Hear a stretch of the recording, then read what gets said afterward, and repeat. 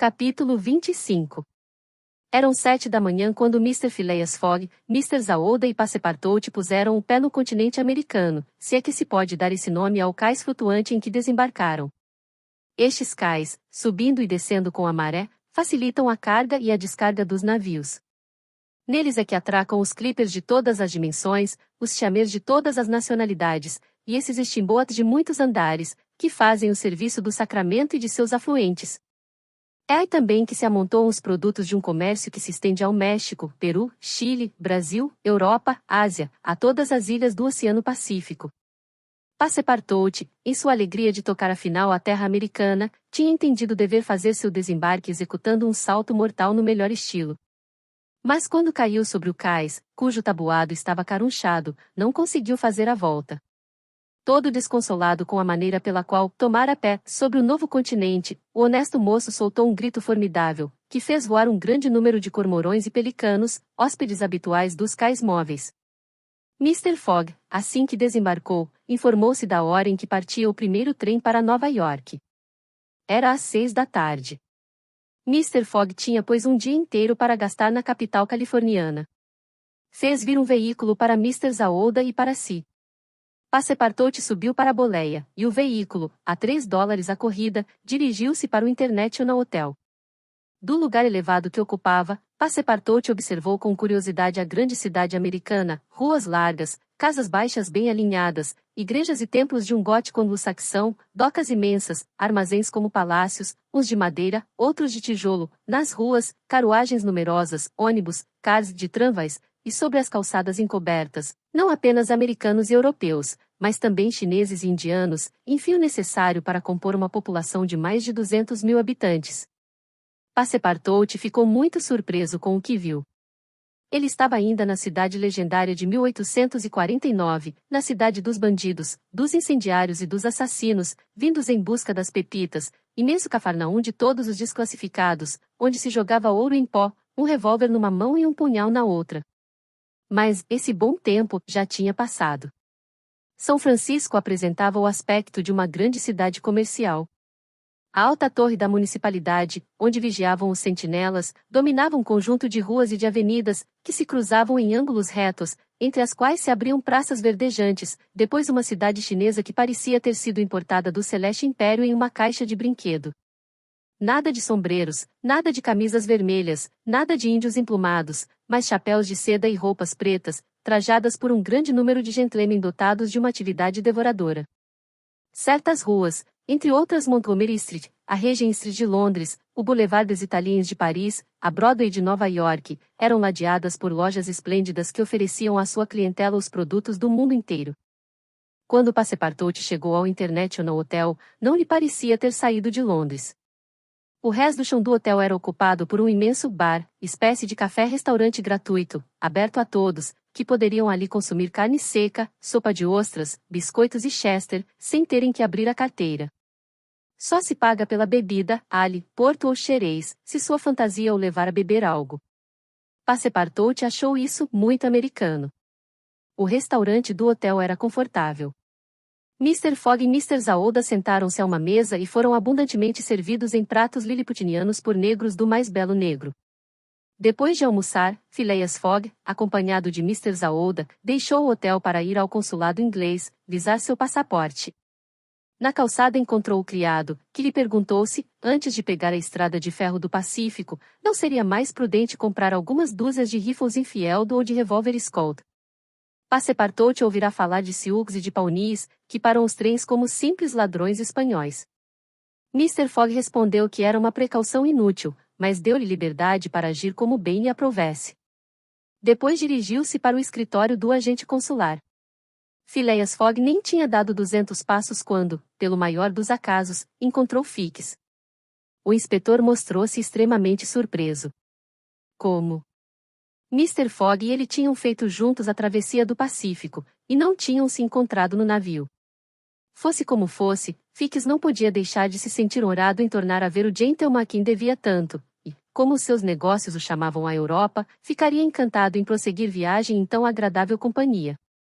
Mr. Fogg respondeu que a honra seria sua, e Fix, que insistia em não o perder de vista, pediu permissão para acompanhá-los na visita a esta curiosa cidade de São Francisco. Foi-lhe concedida. Eis pois Mr. Zaouda, Mr. Fogg e Mr. Fix passeando despreocupadamente pelas ruas. Logo estavam na Montgomery Street, onde a afluência popular era enorme. Nas calçadas, no meio da rua, sobre os trilhos dos tramvais, apesar da passagem incessante dos coaches e dos ônibus, no interior das lojas, nas janelas de todas as casas, e mesmo sobre os telhados, multidão imensa. Homens sanduíches circulavam na multidão. Bandeirinhas e bandeirolas flutuavam ao vento. Gritos eclodiam por toda parte. Urra para Camerfield! Urra para Mandibui! Era um mitim. Pelo menos foi o que pensou Fix, e o que disse a Mr. Fogg, acrescentando: faríamos talvez melhor, senhor, em não entrar nesta confusão. Daí só se tira alguns socos. Com efeito, respondeu Phileas Fogg, e os socos, por serem políticos, não deixam de ser socos. Fix achou que devia sorrir ao ouvir esta observação, e, para verem sem se envolverem na bagunça, Mr. Zaouda, Phileas Fogg e ele postaram-se no topo de uma escada que dava para um terraço, situado no fim da Montgomery Street. Diante deles, do outro lado da rua, entre o bar de um comerciante de carvão e a loja de um negociante de petróleo, localizava-se uma grande plataforma ao ar livre, para a qual a multidão parecia convergir. E então, por que era este meeting? Qual seria a ocasião que o motivava? Phileas Fogg o ignorava totalmente. Tratar-se-ia da nomeação de um alto funcionário militar ou civil, de um governador de estado ou de um membro do Congresso? Poderia imaginar que fosse, pela animação extraordinária que tomava conta da cidade. Neste momento um movimento considerável se produziu na multidão. Todas as mãos estavam levantadas. Algumas, solidamente fechadas, pareciam erguer-se e abaixar-se rapidamente em meio a gritos, maneira enérgica, sem dúvida, de formular um voto. Uma maré agitava a massa que refluía. As bandeiras oscilavam, desapareciam por um instante, reapareciam em farrapos. As ondulações da multidão propagavam-se até a escada, enquanto que todas as cabeças amontoadas se agitavam à superfície como um mar subitamente tocado por uma borrasca. O número de chapéus pretos diminuía a olhos vistos, e a maior parte deles parecia ter perdido sua altura normal. É evidentemente um meeting, disse Fix, e a questão que o provocou deve ser palpitante. Não seria nada de admirar que fosse ainda a questão do Alabama, se bem que já esteja resolvida. Talvez, respondeu simplesmente Mr. Fogg. Em todo o caso, retomou Fix, dois campeões se defrontam, o digno Camerfield e o digno Mandibui. Mr. Zaouda, de braços dados com Phileas Fogg, contemplava com surpresa esta cena tumultuosa, e Fix ia perguntar a um de seus vizinhos a razão de tamanha efervescência popular, quando um movimento mais notável se pronunciou. Os urras, as imprecações, redobraram. Os mastros de bandeira transformaram-se em armas ofensivas. Mais mãos, punhos por todo lado. Do alto dos veículos parados, e dos ônibus enfileirados em seu trajeto, trocavam-se petardos. Tudo servia de projétil. Garrafas e calçados descreviam no ar trajetórias extensas, e pareceu mesmo que alguns revólveres misturaram às vociferações da multidão suas detonações nacionais. A turba aproximou-se da escada e refluiu dos primeiros degraus.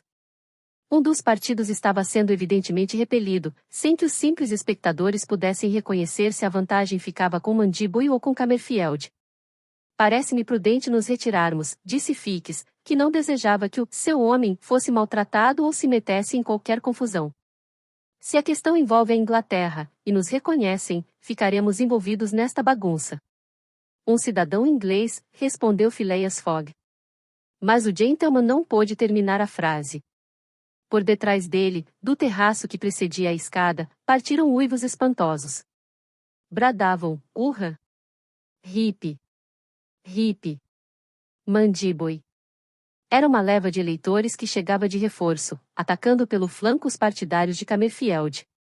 Mr. Fogg, Mr. Zaouda e Fix encontrarão-se entre dois fogos. Era muito tarde para escapar.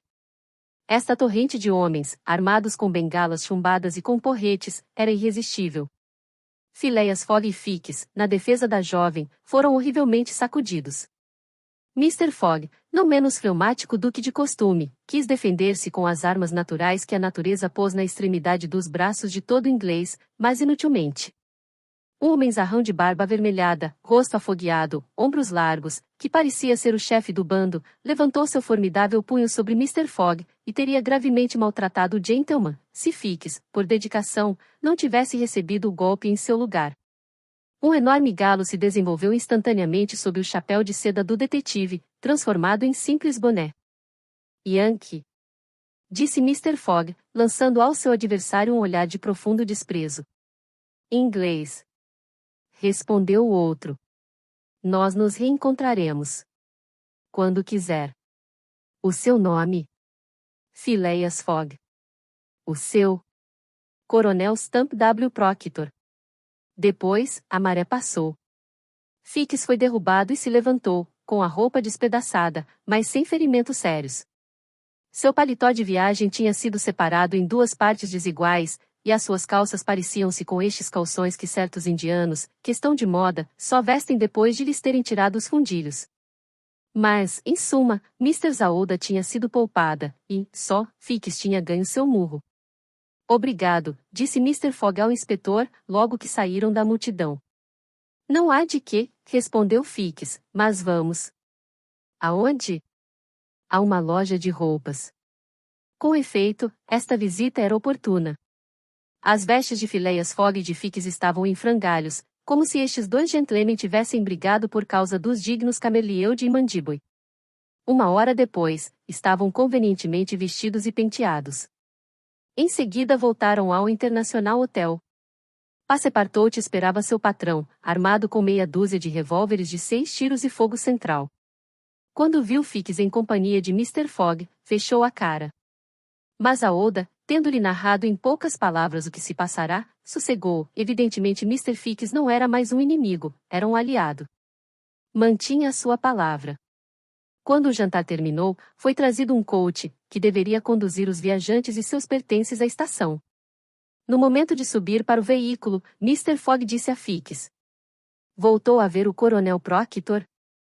Não, respondeu Fix. Voltarei à América para o reencontrar, disse friamente Phileas Fogg. Não seria conveniente que um cidadão inglês se deixasse tratar assim. O agente sorriu e não respondeu. Mas, como se vê, Mr. Fogg era dessa raça de ingleses que, se não toleram o duelo em seu país, batem-se no estrangeiro, quando se trata de defender a honra. Às 6:45, os viajantes chegaram à estação e encontraram o trem prestes a partir. No momento em que Mr. Fogg ia embarcar, avistou um empregado e chegando-se a ele. Meu amigo, disse-lhe, não houve hoje alguns tumultos em São Francisco? Era um meeting, senhor, respondeu o empregado. Contudo, parece-me que notei uma certa animação nas ruas. Tratava-se simplesmente de um meeting organizado para uma eleição.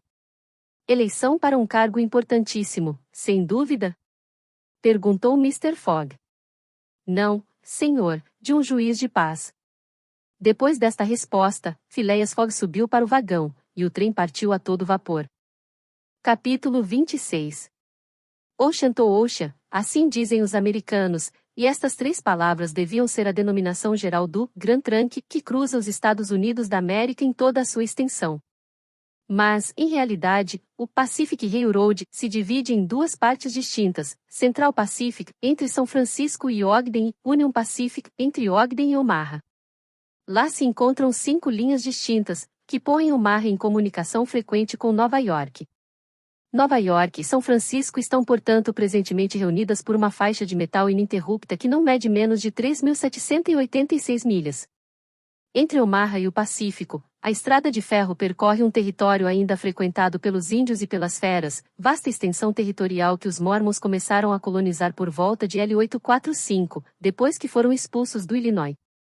Outrora, nas circunstâncias as mais favoráveis, gastavam-se 6 meses para ir de Nova York a São Francisco. Atualmente, apenas 7 dias. Foi em 1862 que, apesar da oposição dos deputados do Sul, que queriam uma linha mais meridional, o traçado da Railroad foi assentado entre os paralelos 41 e 42. O presidente Lincoln, de tão saudosa memória, fixou pessoalmente, no estado de Nebraska, na cidade de Omaha, o ponto inicial do novo ramal. Os trabalhos foram logo iniciados e tocados com aquela atividade americana, que não é nem cheia de papéis, nem burocrática. A rapidez da mão de obra não deveria prejudicar de forma alguma a boa execução do caminho. Na pradaria, os trabalhos avançaram na proporção de 1,5 milha por dia. Uma locomotiva, rolando sobre os rails da véspera, levava os rails do dia seguinte, e se corria por eles assim que eram assentados. A Pacific Railroad lança diversos ramais em seu percurso, nos estados de Iowa, Kansas, Colorado e Oregon. Saindo de Omaha, costeia a margem esquerda do Platte River até a junção com o ramal do norte, segue a ramificação do sul, cruza o território de Laramie e as montanhas Wasatch, contorna o Great Salt Lake, chega a Salt Lake City, a capital dos Mormons, penetra pelo Vale da Tuila, pelo deserto americano, as montanhas de Cedar e Humboldt, Humboldt River, Sierra Nevada, e torna a descer por Sacramento até o Pacífico, sem que este traçado ultrapasse em nada 112 pés por milha, mesmo na travessia das Montanhas Rochosas. Tal era a longa artéria que os trens percorriam em 7 dias, e que iria permitir ao honrado Phileas Fogg, ele ao menos o esperava, pegar, dia 11, em Nova York, o paquete para Liverpool. O vagão ocupado por Phileas Fogg era uma espécie de ônibus comprido que repousava sobre 2 trens formados por 4 rodas cada um, cuja mobilidade permitia atacar curvas de pequeno raio. No interior, nada de compartimentos, 2 filas de assentos, dispostos de cada lado, perpendicularmente ao eixo, e entre os quais havia uma passagem que conduzia aos gabinetes de toilette e outros, com que cada vagão era provido. Sobre toda a extensão do trem, os veículos se comunicavam através de corredores, e os viajantes podiam circular de uma extremidade à outra do comboio, que colocava à sua disposição vagões-salões, vagões-terraços, vagões-restaurantes e vagões-cafés. Só faltavam vagões-teatros. Mas algum dia haverá.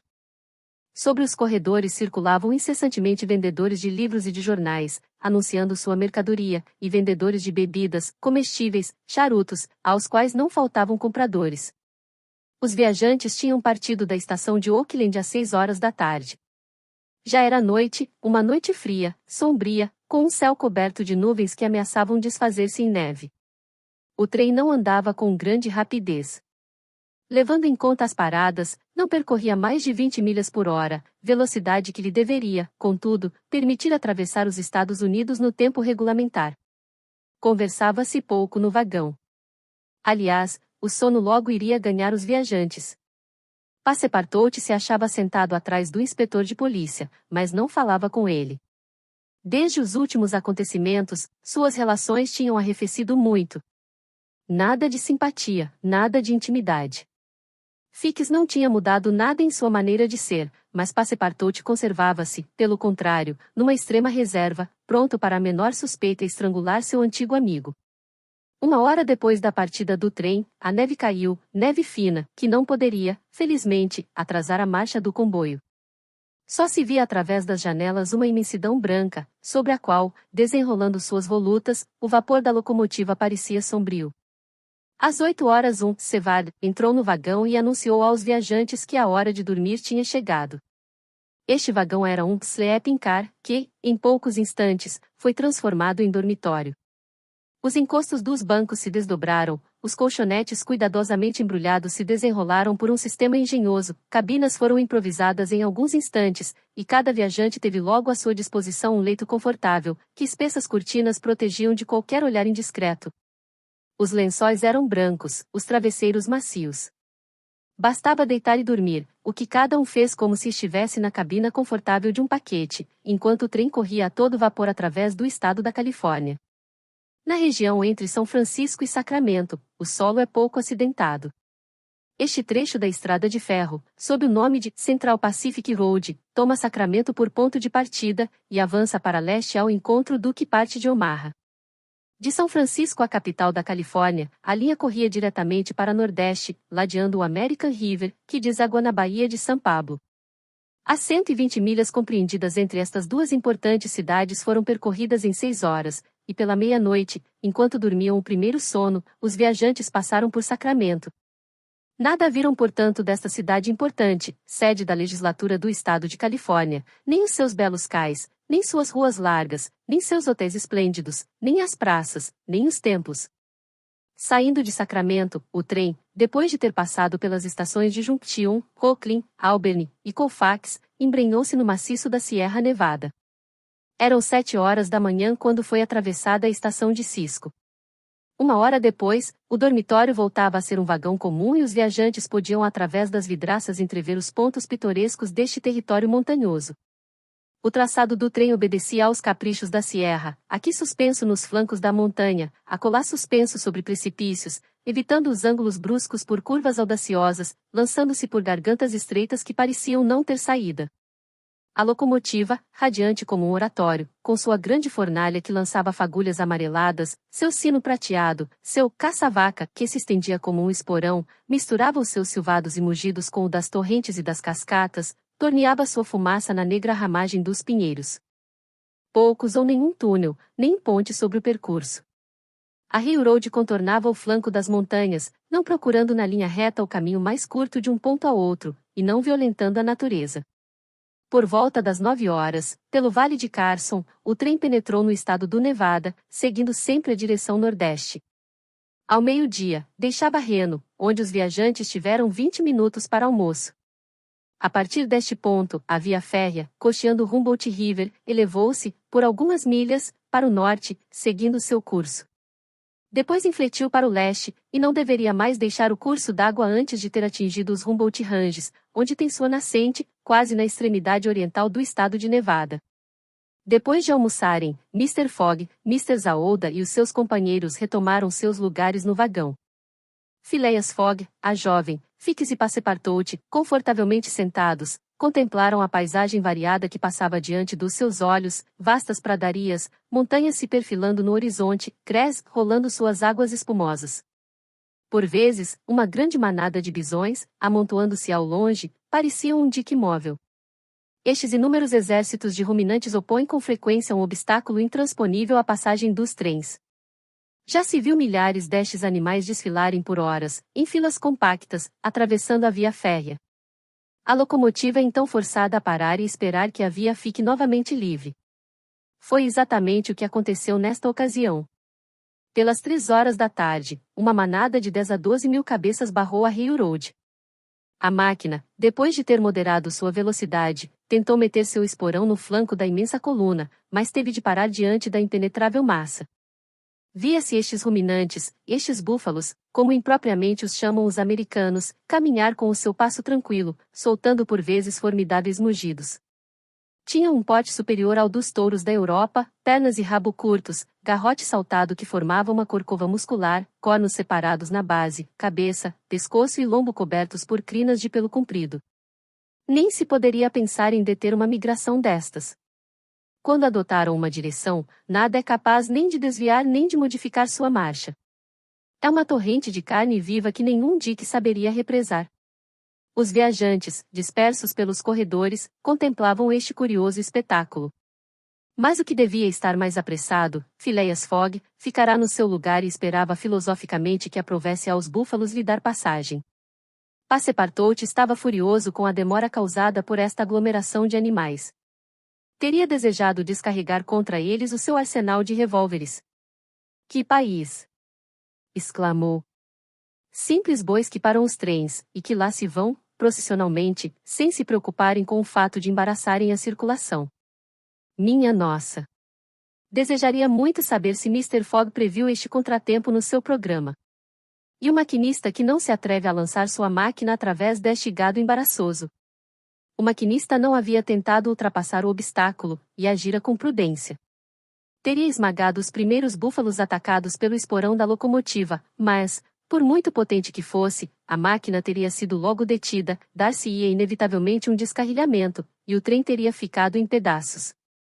O melhor era mesmo esperar pacientemente, tentar em seguida recuperar o tempo perdido por uma aceleração da marcha do trem. O desfile dos bisões durou 3 longas horas, e a via só ficou livre quando a noite já caía. Neste momento, as últimas filas da manada atravessavam os rails, enquanto que as primeiras desapareciam no horizonte ao sul. Eram então 8 horas, quando o trem franqueou os desfiladeiros dos Humboldt Ranges, e 9h30, quando penetrou no território de Utah, a região do Grande Lago Salgado, o curioso território dos Mormons. Capítulo 27. Durante a noite de 5 para 6 de dezembro, o trem correu a sudeste pelo espaço de quase 50 milhas, depois elevou-se outro tanto para nordeste, aproximando-se do Grande Lago Salgado. Passepartout, pelas 9 da manhã, veio tomar ar sobre os passadiços. O tempo estava frio, o céu cinza, mas não nevava. O disco do sol, amplificado pelas brumas, parecia uma enorme moeda de ouro, e Passepartout entretinha-se calculando seu valor em libras esterlinas, quando foi distraído deste útil trabalho pela aparição de um personagem bastante estranho. Este personagem, que tinha tomado o trem na estação de Elko, era um homem de estatura elevada, muito moreno, bigodes pretos, meias pretas, chapéu de seda preta, colete preto, calça preta, gravata branca, luvas de pele de cão. Parecia um reverendo.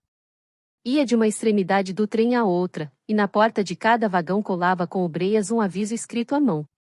Passepartout aproximou-se e leu em um destes avisos que o honrado Elder William Itch, missionário mormon, aproveitando a sua presença no trem N-Graus 48, faria, das 11 ao meio-dia, no carro N-Graus 117, uma conferência a respeito do mormonismo, convidando para ouvi-lo todos os gentlemen desejosos de se instruírem no tocante aos mistérios da religião dos santos dos últimos dias. Claro, irei, se disse Passepartout, que não sabia nada do mormonismo exceto seus usos polígamos, base da sociedade mormon. A notícia espalhou-se rapidamente pelo trem, que levava uma centena de viajantes. Deste total, 30 ou mais, atraídos pelo chamado da conferência, ocupavam às 11 horas os bancos do carro N-Grau 117.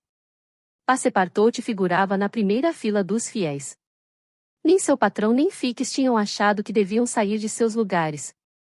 À hora anunciada, o Elder William Itch levantou-se, e com uma voz bastante exaltada, como se já tivesse sido refutado de antemão, exclamou: Eu vos digo, que Joe Smith é um mártir, que seu irmão Ira é um mártir, e que as perseguições do governo da União contra os profetas vão fazer igualmente um mártir de Brigham Young. Quem ousará sustentar o contrário? Ninguém se atreveu a contradizer o missionário, cuja exaltação contrastava com sua fisionomia naturalmente calma. Mas, sem dúvida, sua cólera se explicava pelo fato de que o mormonismo estava atualmente submetido a duras provas. E, com efeito, o governo dos Estados Unidos acabava, não sem dificuldade, de dominar estes fanáticos independentes. Tinha-se assenhorado de Utah, e o tinha submetido às leis da União, depois de ter aprisionado Brigham Young, acusado de rebelião e de poligamia. Desde esta época, os discípulos do profeta redobraram seus esforços, e, aguardando os atos, resistiam pela palavra às pretensões do Congresso. Como se vê, o Elder William Itch fazia proselitismo até em estrada de ferro. E então contou, inflamando seu discurso com elevações da voz e a violência de seus gestos, a história do mormonismo desde os tempos bíblicos, como, em Israel, um profeta mórmon da tribo de Joseph publicou os anais da nova religião, e os legou a seu filho Moron, como, muitos séculos depois, uma tradução deste precioso livro, escrito em caracteres egípcios, foi feita por Joseph Smith Jr., fazendeiro do estado de Vermont, que se revelou como profeta místico em 1825, como, finalmente, um mensageiro celeste lhe apareceu numa floresta luminosa e lhe devolveu os anais do Senhor. Neste momento, alguns ouvintes, pouco interessados pela narrativa retrospectiva do missionário, deixaram o vagão, mas William Itch, continuando, contou como Smith Jr., reunindo seu pai, seus 2 irmãos e alguns discípulos, fundou a religião dos santos dos últimos dias, religião que, adotada não só na América, mas na Inglaterra, na Escandinávia, na Alemanha, conta entre seus fiéis artesãos e também grande número de pessoas que exercem profissões liberais, como uma colônia foi fundada no Ohio, como um templo foi edificado ao preço de $200.000 e uma cidade fundada em Kirkland, como Smith se tornou um audacioso banqueiro e recebeu de um simples expositor de múmias um papiro contendo uma narrativa escrita pela mão de Abraão e outros célebres egípcios. Esta narrativa tornando-se um pouco longa, as filas dos ouvintes rarearam ainda mais, e o público só se compunha agora de umas 20 pessoas. Mas o Elder, sem se inquietar com essa deserção, contou com detalhes como foi que Joe Smith foi à bancarrota em 1837, como foi que os seus acionistas arruinados untaram de alcatrão e o rolaram sobre penas, como foi que o reencontramos, mais honorável e mais honrado do que nunca, alguns anos depois, em Independence, no Missouri, e chefe de uma comunidade florescente, que não contava menos de 3.000 discípulos, e que então, perseguido pelo ódio dos gentios, teve de fugir para o faroeste americano. 10 ouvintes ainda estavam lá, e entre eles o bom Passepartout, que escutava com a maior atenção. Foi assim que aprendeu como, depois de longas perseguições, Smith reapareceu no Illinois e fundou em 1839, sobre as margens do Mississippi, Nauvoo-la-Belle, cuja população se elevou a 25.000 almas. Como Smith se tornou prefeito, juiz supremo e general em chefe desta comunidade, como, em 1843, lançou sua candidatura à presidência dos Estados Unidos, e como finalmente, atraído a uma cilada, em Cartago, foi lançado na prisão e assassinado por um bando de homens mascarados. Neste momento, Passepartout estava absolutamente só no vagão e o Elder, olhando na face, fascinando com as suas palavras, lhe contou que, 2 dias depois do assassinato de Smith, seu sucessor, o profeta inspirado, Brigham Young, abandonando Nauvoo, veio se estabelecer nas margens do Lago Salgado, e que lá, sobre esse admirável território, em meio desta região fértil, no caminho dos emigrantes que atravessavam Utah para se dirigirem à Califórnia, a nova colônia, graças aos princípios polígamos do mormonismo, floresceu. E aí está, acrescentou William Itch, aí está o porquê do ciúme do Congresso se exercer contra nós. Porque os soldados da União pisotearam o solo de Utah. Porque nosso chefe, o profeta Brigham Young, foi preso com menosprezo de toda justiça. Cederemos à força? Jamais. Expulsos do Vermont, expulsos do Illinois, expulsos do Ohio, expulsos do Missouri, expulsos do Utah, reencontraremos ainda algum território independente onde plantaremos nossa tenda. E vós, meu fiel, acrescentou Elder, fitando no seu único ouvinte olhares coléricos, plantareis a vossa sombra da nossa bandeira? Não, respondeu corajosamente Passepartout, que saiu, deixando o energúmeno a pregar no deserto. Durante a conferência, o trem tinha andado rapidamente, e, pelo 12:30, tocava no ponto noroeste do Grande Lago Salgado. Daí, podia-se divisar, sobre um grande perímetro, o aspecto desse mar interior, que também tem o nome de Mar Morto e no qual deságua um Jordão da América. Lago admirável, enquadrado por belas rochas selvagens, em grandes camadas, incrustadas de sal branco, soberbo lençol de água que cobria outrora um espaço mais considerável, mas com o tempo, suas margens, subindo pouco a pouco, reduziram sua superfície aumentando sua profundidade. O Lago Salgado, do comprimento de quase 70 milhas, 35 milhas de largura, está situado a 3.800 pés acima do nível do mar. Bem diferente do Lago Asfaltite, cuja depressão acusa 200 pés abaixo, sua salgacidade é considerável, e suas águas têm em dissolução o quarto de seu peso de matéria sólida. Seu peso específico é de 1.170, o da água destilada sendo 1.000. Por isso os peixes não podem aí viver. Os que o Jordão, o Weber e outros crés aí lançam morrem logo, mas não é verdade que a densidade das águas seja tal que um homem não possa mergulhar nelas. Em redor do lago, o campo estava muito bem cultivado, porque os mormons são hábeis nos trabalhos da terra, ranchos e currais para os animais domésticos, campos de trigo, de milho, de sorgo, pradarias luxuriantes, por toda a parte sebes de roseiras selvagens, buquês de acácias e do eufórbios. Tal teria sido o aspecto desta região 6 meses mais tarde, mas neste momento o solo desaparecia sob uma fina camada de neve, que o polvilhava ligeiramente. Às 2 horas, os viajantes desceram na estação de Ogden. O trem não deveria partir de novo senão às 6 horas. Mr. Fogg, Mr. Zaoda e seus 2 companheiros tinham pois tempo para visitar a cidade dos Santos pelo pequeno ramal que sai da estação de Ogden. 2 horas bastariam para visitar esta cidade absolutamente americana e, como tal, edificada no padrão de todas as cidades da União, vastos tabuleiros de xadrez com longas linhas frias, com a tristeza lúgubre dos ângulos rectos, segundo a expressão de Victor Hugo. O fundador da cidade dos Santos não podia escapar desta necessidade de simetria que caracteriza os anglo-saxões. Neste país tão singular, onde os homens não estão por certo à altura das instituições, tudo se faz ao quadrado, as cidades, as casas e as tolices. Às 3 horas, os viajantes passeavam ainda pelas ruas da cidade, edificada entre a margem do Jordão e as primeiras ondulações dos Montes Vassat. Notaram poucas ou nenhuma igreja, mas, como monumentos, a casa do profeta, o tribunal e o arsenal, depois, as casas de tijolos azulados com varandas e galerias, rodeadas de jardins bordados de acácias, palmeiras e alfarrobeiras. Um muro de argilha e de calhaus, construído em 1853, cingia a cidade. Na rua principal, onde está o mercado, elevavam-se alguns hotéis ornados com pavilhões, e entre outros o Lake Salt House. Mr. Fogg e os seus companheiros não acharam a cidade muito povoada. As ruas estavam quase desertas, menos a parte do templo, onde não chegaram senão depois de ter atravessado muitos bairros rodeados por paliçadas. As mulheres eram muito numerosas, o que se explica pela singular composição familiar mórmon. Não se deve contudo supor que todos os mórmons sejam polígamos. Há liberdade de escolha, mas é bom notar que são as cidadãs de Utah que querem sobretudo ser esposadas, porque, de acordo com a religião local, o céu mórmon não admite o acesso às suas beatitudes às celibatárias do sexo feminino. Estas pobres criaturas não parecem nem chateadas nem felizes.